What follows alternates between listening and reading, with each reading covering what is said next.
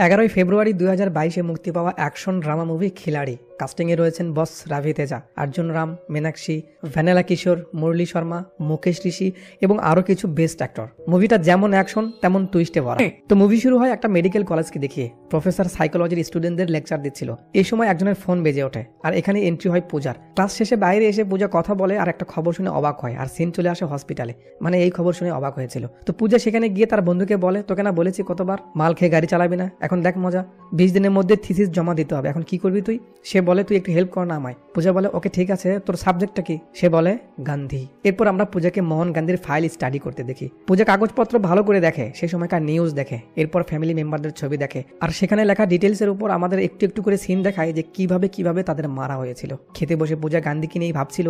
এই সময় পূজার বাবা বলে, কি হচ্ছে, খাচ্ছ না কেন? পূজা বলে, বাবা, কোনো বাবাকে তার মেয়েকে মারতে পারে? জয়রাম বলে, কেন পারে না, এখন তো এসব খুব ইজি হয়ে গেছে বাবা। পূজা বলে, তাহলে তো আমি খুব ভাগ্যবান বাবা যে তোমার মতো বাবা পেয়েছি। মা মরার পর তুমি আমায় যেভাবে বড় করেছো, আমি অবশ্যই ভাগ্যবান। এরপর পূজা তার বাবাকে বলে, বাবা, আমি রিসার্চের জন্য সেন্ট্রাল জেলে যেতে চাই, প্লিজ তুমি একটু বলে দিও। ও হ্যাঁ, পূজার বাবা কিন্তু স্টেট ইন্টেলিজেন্স চিফ, মানে ডিজিপি। তো সিন চলে আসে জেলখানায়। পূজা গান্ধীর ছেলে এসে তাকে ডাকে, বলে, আমি একজন সাইকোলজির স্টুডেন্ট, আমার রিসার্চের জন্য আপনার সাহায্য লাগবে, আমি আপনার ব্যাপারে সব জানতে চাই। গান্ধী মুখ ফিরিয়ে নেয়। পূজা বলে, ওকে, আমি জানি কিভাবে আপনার কথা বের করতে হবে, আমি আবার আসবো। এরপর পূজা তার বন্ধুকে নিয়ে গান্ধীর বাড়িতে গিয়ে এটা ওটা দেখতে থাকে। এই সময় তার নজরে পড়ে গান্ধীর মেয়ের টেডির উপর। সিন সেখান থেকে শিফট হয়ে অনাথ আশ্রমে আসে, যেখানে গান্ধীর মেয়ে খুশি থাকে। পূজার হাতে ডল দেখে খুশি তার কাছে আসে। খুশি বলে, আমার বাবা কি তোমায় পাঠিয়েছে? পূজা বলে, হ্যাঁ, আমি তোমার বাবার বন্ধু। এরপর এই কথা ও কথায় পূজা তাকে বলে, আচ্ছা, তোমার মাকে কিভাবে মারা হয়েছিল? তখন খুশি বলে, তুমি নাকি আমার বাবার বন্ধু, তাহলে তুমি জানো না তাকে কিভাবে মারা হয়েছে? বাবা আমায় কাউকে কিছু বলতে নিষেধ করেছে। এরপর খুশি কেঁদে কেঁদে বলে,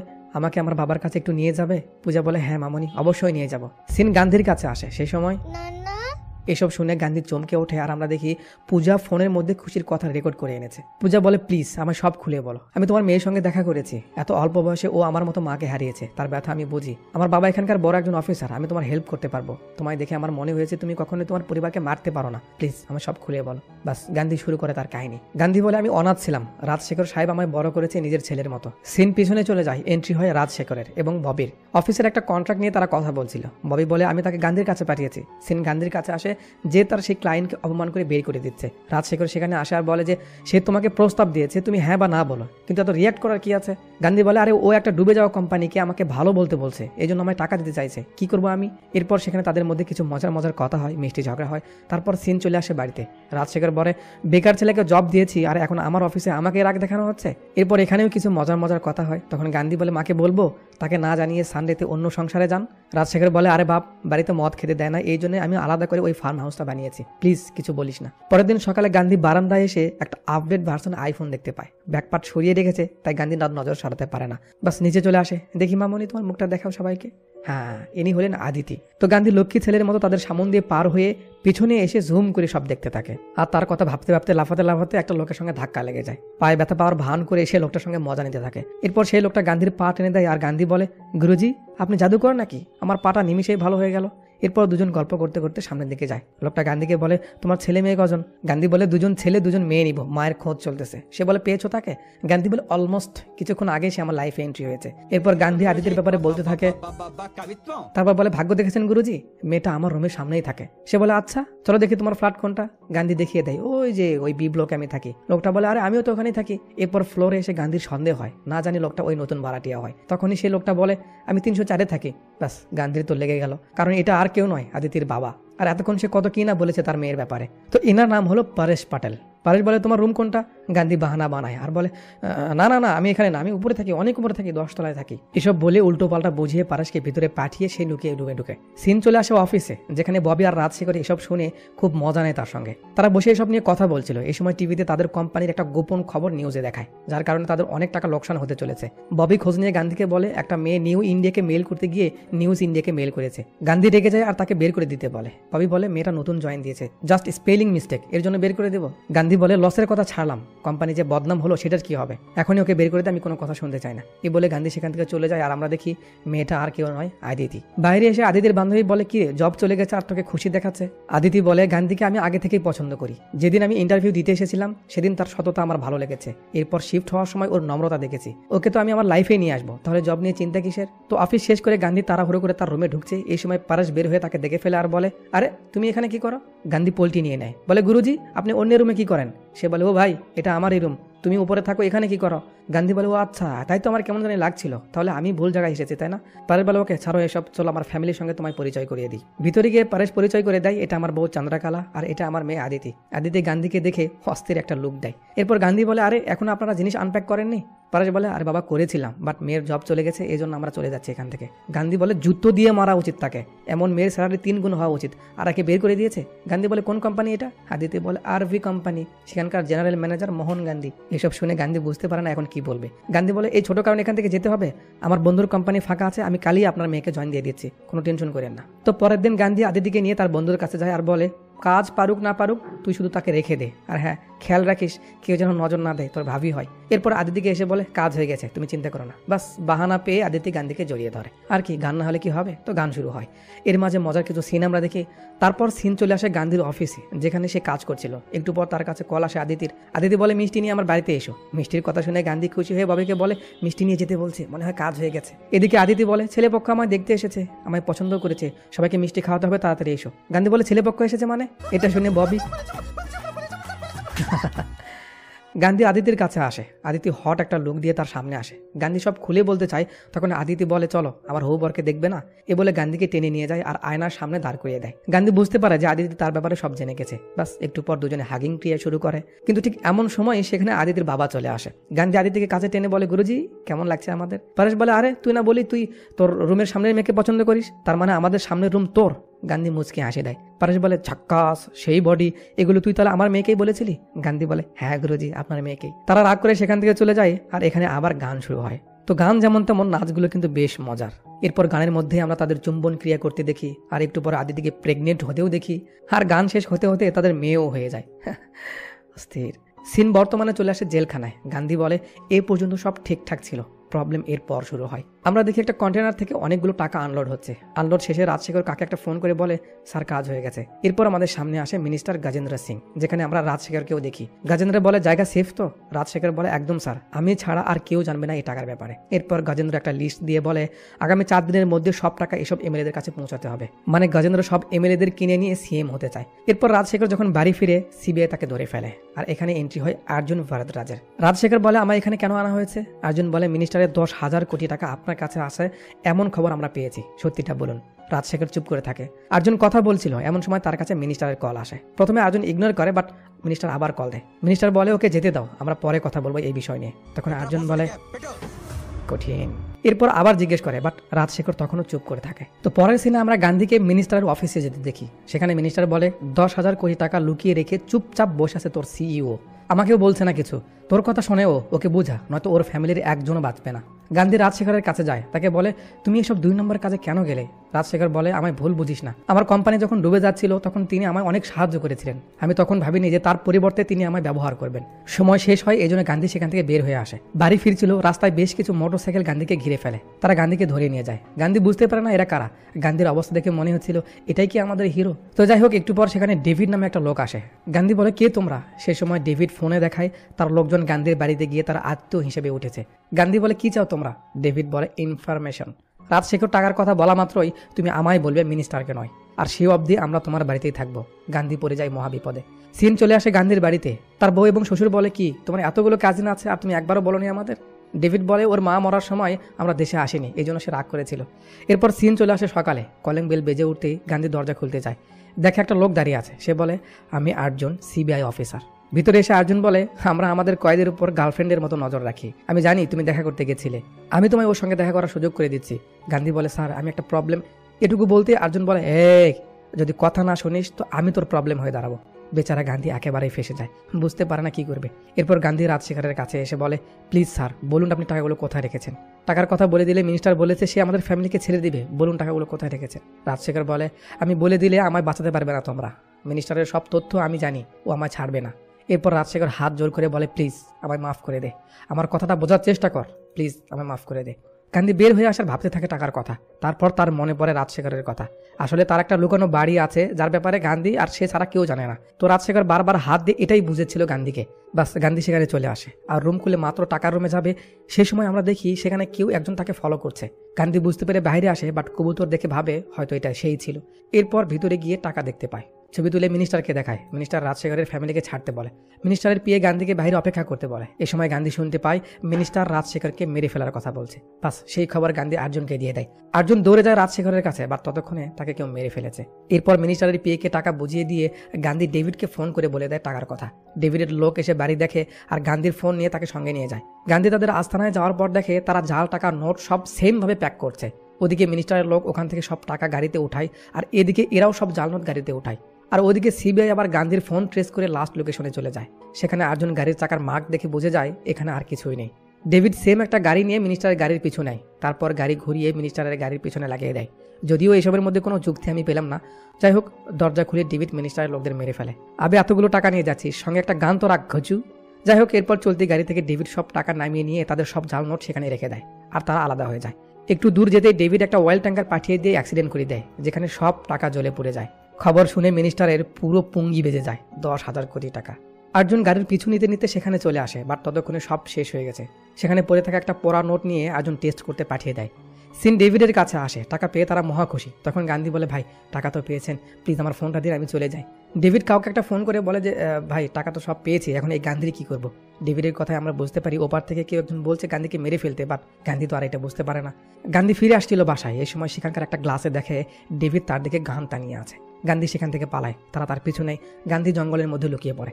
খুঁজে না পেয়ে ডেভিড ফোন করে তার লোকদের গান্ধীর পরিবারকে মেরে ফেলতে বলে। গান্ধী তাদের একজনের গাড়ি কেড়ে নিয়ে বাড়ির দিকে আসে। এদিকে তারা দরজায় নক করে। আদিতি মাত্র দরজা খুলতে যাবে, এই সময় গান্ধী ফোন করে। আদিতি ভাবে দরজাটা খুলে তারপর ফোন রিসিভ করবে। এই সময় খুশি এসে ফোন দেখে বলে, মা বাবা ফোন দিয়েছে। আদিতি ফোন রিসিভ করে। তখন গান্ধী বলে, বাড়িতে যারা আছে ওরা আমার কেউ নয়। বাট আদিতি স্পষ্ট বুঝতে পারে না গান্ধীর কথা। দরজাটা খুলবে এমন সময় বুঝতে পারে গান্ধীর কথা। এরপর তার বাবাকে বলে, বাবা ওরা আমাদের মারতে এসেছে। এ বলে সবাই উপরে চলে যায়। পারস লাইট অফ করে দেয় আর একটু পর গান্ধী সেখানে চলে আসে। বাট ততক্ষণে তারাও রুমের ভিতরে ঢুকে পড়েছে। এরপর প্রথমে পারেশকে মারে, তারপর চন্দ্রকলাকে আর আদিতিকে ধরে ফেলে। গান্ধী উঠতে তাকে তারা মেরে থামিয়ে দেয়। গান্ধী খুশিকে সেখান থেকে পালিয়ে যেতে বলে। খুশি যেতে না যেতেই ডেভিড তাকে ধরে ফেলে। এরপর সে আদিতিকে গান্ধীর সামনেই মেরে ফেলে। গান্ধী যেন সেই সময় পাথর হয়ে গেছে, সে নড়তে পারছে না। সে কোনো মতে খুশিকে নিয়ে সেখান থেকে পালানোর চেষ্টা করে। ডেভিড পেছন থেকে একটা ডাম্বল ছুঁড়ে দিয়ে গান্ধীকে ফেলে দেয়। তারপর তার লোকজন যখন খুশিকে মারতে যায় তখন গান্ধী তাদের এক এক করে মারতে থাকে আর খুশি উঠে দৌড়াতে থাকে। এই সময় সেখান দিয়ে একটা পুলিশের গাড়ি যাচ্ছিল, তারা খুশিকে দেখে গাড়ি থামায় আর ডেভিডরা সেখান থেকে পালিয়ে যায়।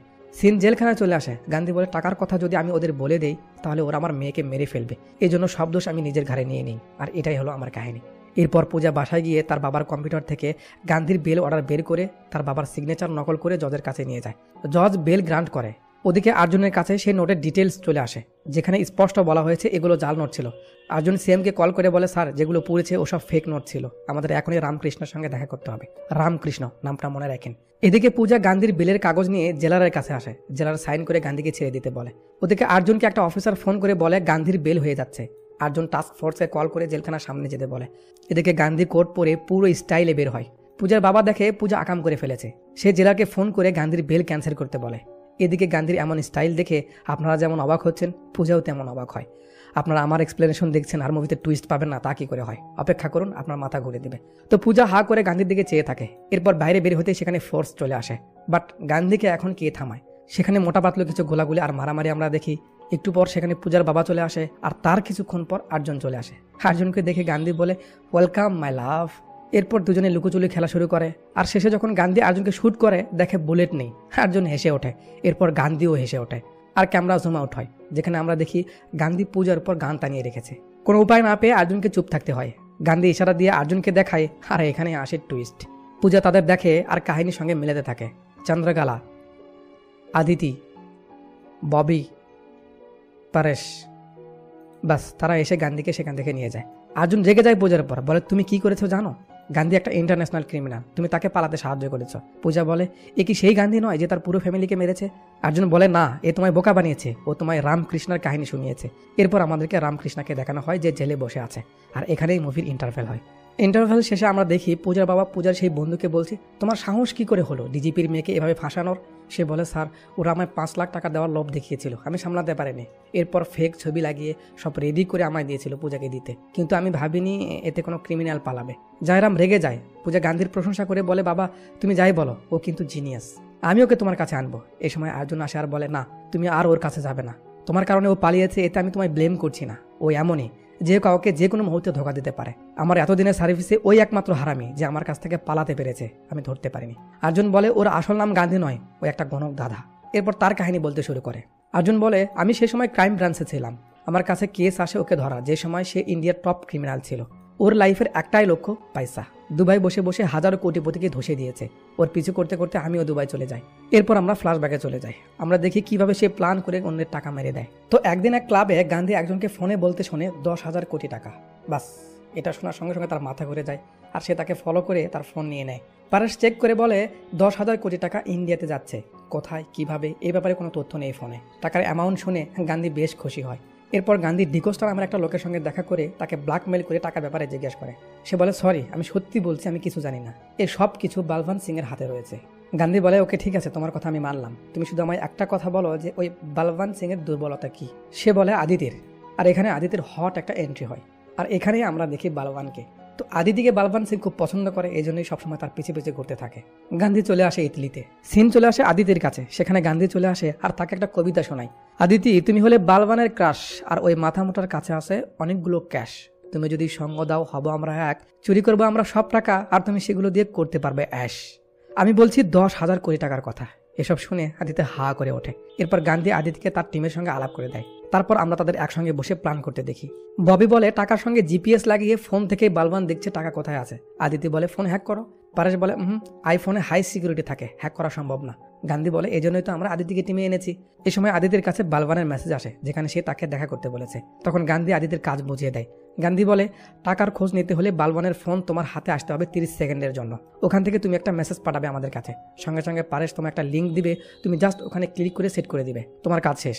আদিতি বলে, আমি তাহলে বের হবো কি করে? গান্ধী আদিতিকে একটা লিপস্টিক দেয় আর বলে, এতে স্প্রে লাগানো আছে, তুমি ওর মুখে মারলেই ও বেহুশ হয়ে যাবে। আদিতি বলে, যদি এটা কাজ না করে?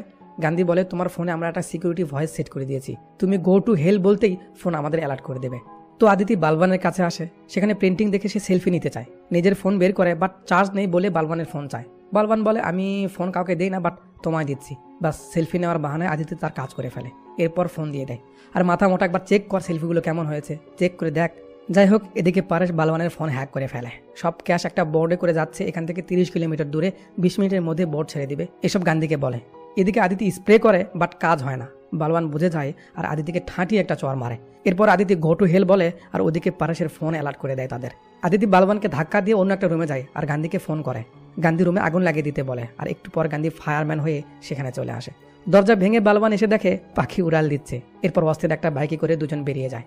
আদিতিকে চন্দ্রার সঙ্গে পাঠিয়ে দিয়ে গান্ধী বালবানের লোকদের চাকমা দিয়ে ঘাটে পৌঁছায়। আর এখানে সামনে এসে দাঁড়ায় আর্জুন, পেছনে ইতালি পুলিশ।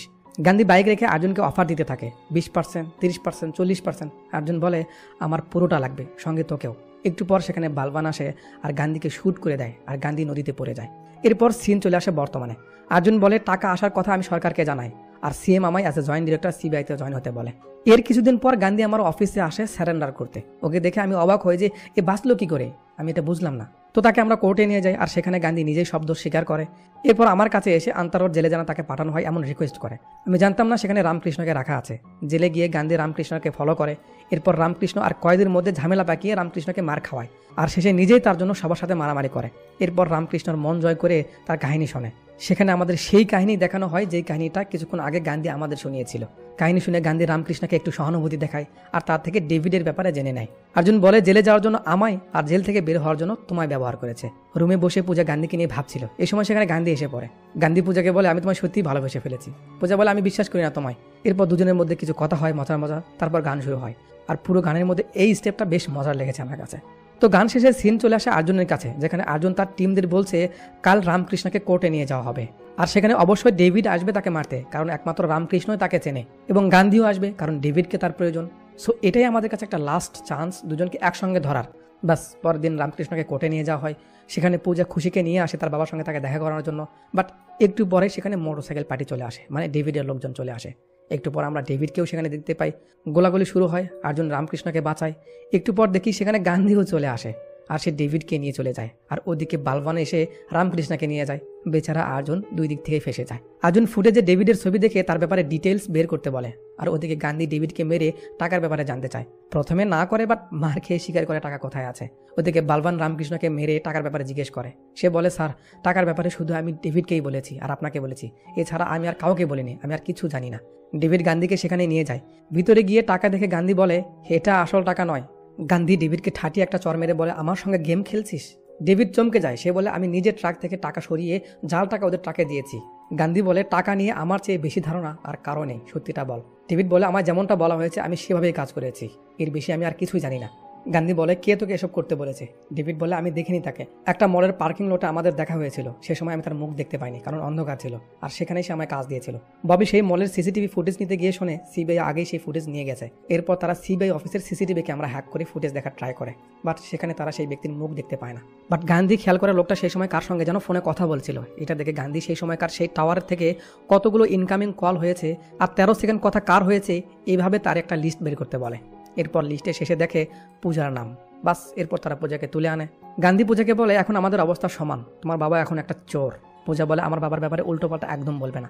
গান্ধী একটা নাম্বার বলে পূজাকে জিজ্ঞেস করে, এটা কার? পূজা বলে, এটা আমার নাম্বার, বাট আমার বাবা চালায়।